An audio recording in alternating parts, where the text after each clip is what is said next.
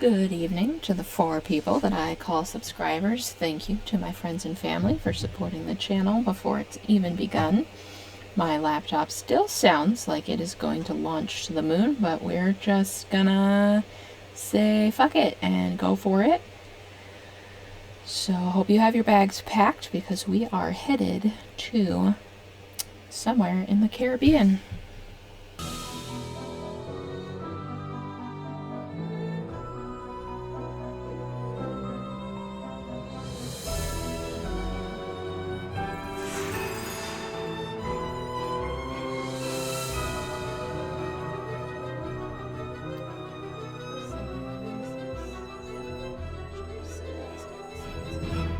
Hi, I'm Nancy Drew.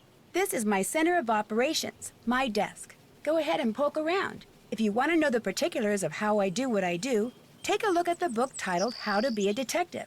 It's real helpful, especially if you're new to the mystery-solving business. And be sure to check out my scrapbook. I put memorabilia from all my past cases in there.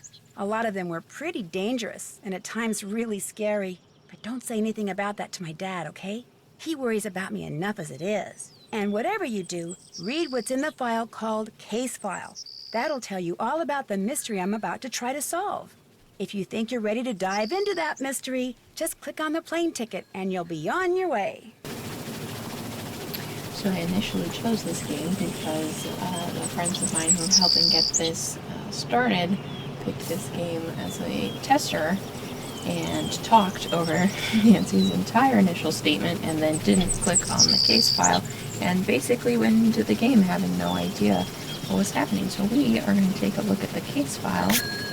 Leave it to Bess to enter an online sweepstakes and wind up winning a 5-day vacation in the Bahamas.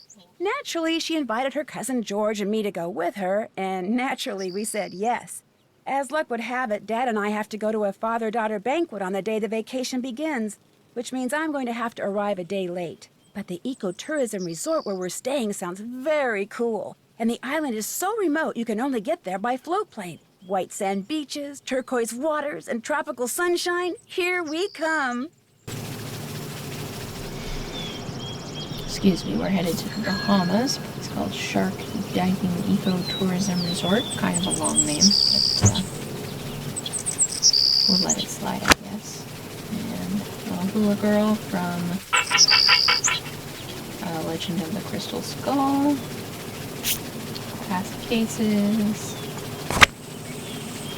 Well, let's just jump right into it.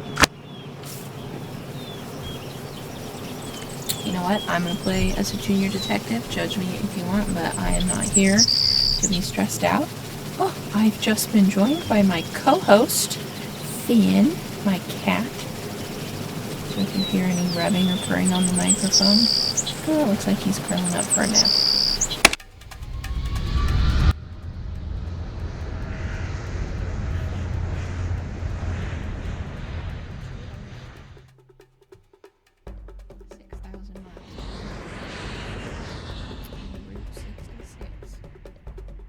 There it is.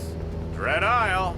It looks so small. It'd take you a while to get anywhere down there on foot, I can tell you that. Unless you're super athletic. How often do you fly charters out here? Your 2 friends, the ones I flew out here yesterday, they were my first passengers in weeks. Pretty isolated, huh? Granted, a lot of these places shut down during the summer on account of hurricanes.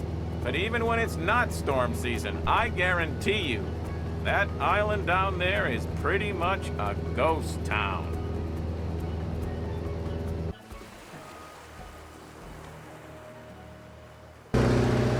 There's George. Hi, slow down. I'm not going anywhere. Hey, hold on. George? Stop. No, don't go. Stop. No, come back. Come back. George?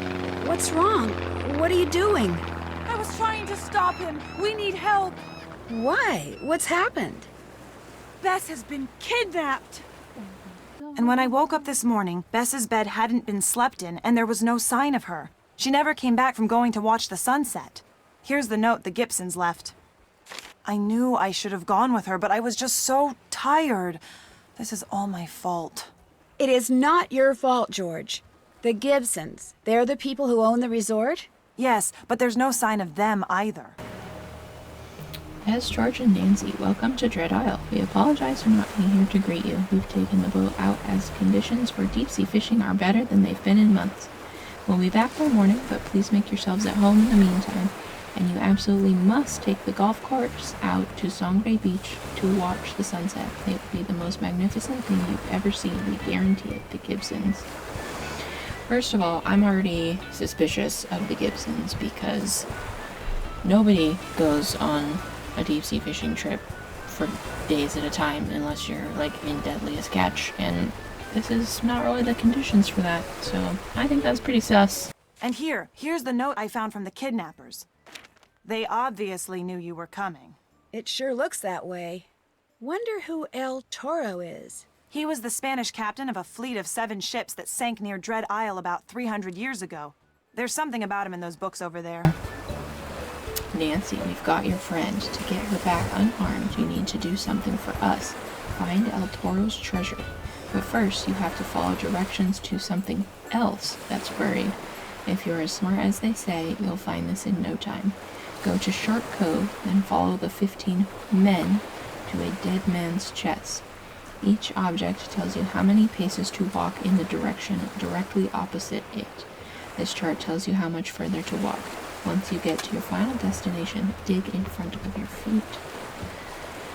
Objects 1 through 15. Start below the W and take them back. Okay, looks like we're on treasure hunting.